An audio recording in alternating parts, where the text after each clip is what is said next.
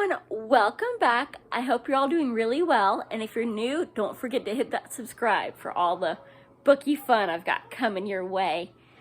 Today, I hope you're in the mood for some very sassy, magical, demonic, romancy, fights and family drama and everything else, because that's what I've got coming your way, and that's why I'm rocking this one today.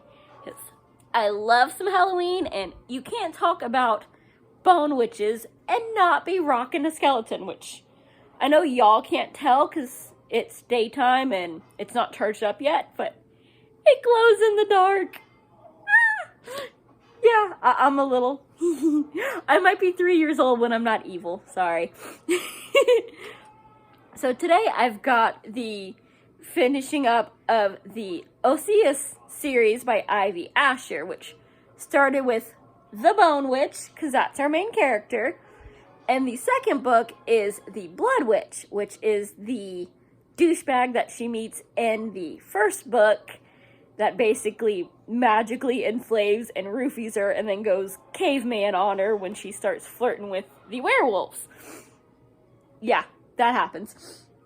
And she keeps up the sass and finds ways to get a little bit more violent in Blood Witch, where, I love it. We see in the first one that she knows he's a prick, and if he hadn't opened his mouth, she would have had some fun with him. But then he went and opened his mouth and proved he needs to be drop-kicked in the groin a few times. At least. Because every chance he gets, he backstabs her, betrays her, lies to her, does something else, just, complete waste of, breath, sleazebag human. But she's the Bone Witch. He needs help. She's gotta help him or her family might kick her butt magically from the beyond. So, and it's not his brother's fault that, he's a prick.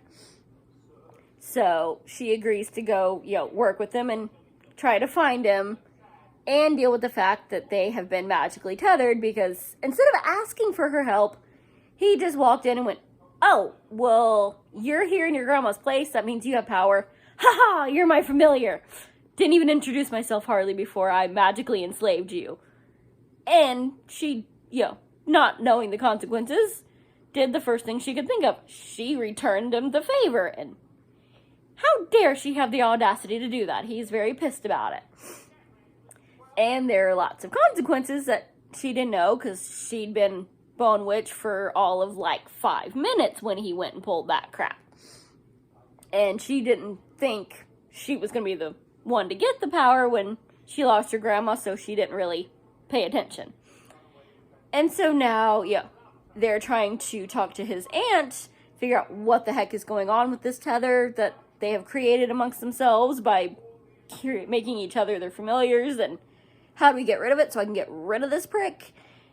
And we'll still find his brother, and we find out kind of who maybe took them, and we get to meet his messed up family, which she kind of tones down the "you suck." Well, okay, you do still totally suck, and you deserve everything you get wrong happening to you, but I understand why you're a prick. So, she still is refusing to have anything to do with him, but she doesn't hate him for it. Just, you admitted I will never be first. Considering your ego, I will never even be second, and you will throw me to the wolves every chance you get if you think it will further your cause. So, read between the lines, buddy. We're done. I got a hot werewolf. But she's also edging towards stupid. I should really like this guy. He's hot. He's nice. He hasn't pulled any sleazebag I own you crap. He's just putting in effort. And it's like, I'm not gonna betray you or you fall way down the line compared to these other people. But I'm just not feeling it. I'm totally in love with this dude after a week. I'm not gonna tell him, but I'm totally in love with this prick. But I shouldn't be, so I'm gonna try to keep my space, because what kind of idiot goes for the guy that openly admits that he's going to abuse her and use her for his own ends just because he's hot. So she's stupid for being in love with him, but she knows she's stupid for being in love with him. So, we still kind of get that, and I love all the sass that she's, all the crap she says to herself for being stupid and in love with the guy just because he's hot and has a tragic backstory. Plus, we get to meet his evil mother and demons and all kinds of nut jobs. And then she tries to actually use her powers for good as she's supposed to, and that does not go as planned. She gets very traumatized, and I love it. It's hilarious.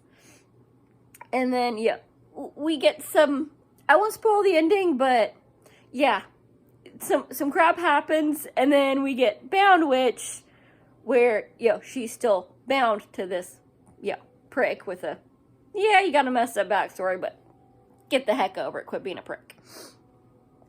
But apparently she decided to forgive him because, basically her first thought is, he didn't suck on the last 3 pages, so now I want to have some fun.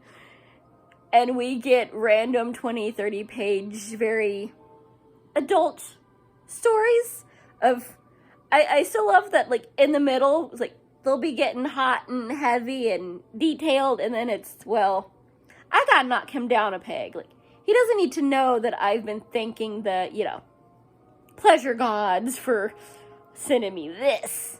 So, it wasn't bad, but you're gonna need to try a little harder. You might need to do that thing again. And, of course, he knows that she's lying because they're tethered. So, it's very, it's adult, but she's still snarky, but at the same time, it's like, y'all basically admitted, like, y'all are getting married the first chance you get, because he was nice for 3 pages out of 2 books. You stupid. So that part ticks me off, but thankfully, on this last book, the plot carries it, because oh my gosh, it is, as much as I loved her sass in the first 2, I love the plot of the 3rd one. We've still got all this magical, the witches, we've got the family that is just, they are fun, they are crazy, and they are here for it. You do not mess with our family. I don't care if we're no mages, we will mess you up. And, you're a demon? I don't care. Bring it on. So, we're still, got the backstabbing of his family and all that going on. We've got, basically a, social media and a straight up, power, guns blazing war with the magical, law enforcement and demons that apparently are more honorable than, some of the humans. So, we get to see Demon Court. How freaking awesome is that? So, there's a lot going on in the Bound Witch that wraps up this trilogy.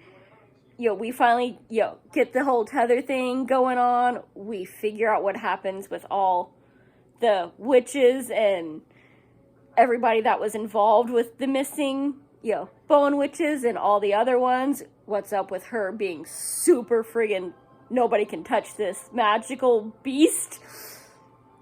And, we get zombies. It's awesome. Because she is a mess, and I love it. Just, we get these cool locations, all the interactions of learning, various bits of magic, and they are kind of sassy. It's her being stupid that I used to, love how much she knew she was an idiot for doing stuff, and crush on this guy just because he has a nice face, and she takes me off losing that, but everybody else, brings it up a notch. It's like, she's stupid, but we're not. We're still gonna get you, and they still mouth off. We've got all this crazy magical stuff going on. The conclusion is, I won't spoil it, but the end is so satisfying. oh, Karma stepped up on that one. So, if you want some magical fantasy and some snark and drama and demons and some razzmatazz, and if you don't get that reference, subscribe to my page and go look for, I have a playlist of books that'll make you laugh. There's a razzmatazz book by Christopher Moore. You will get that reference. You can thank me later. Bye. Happy reading.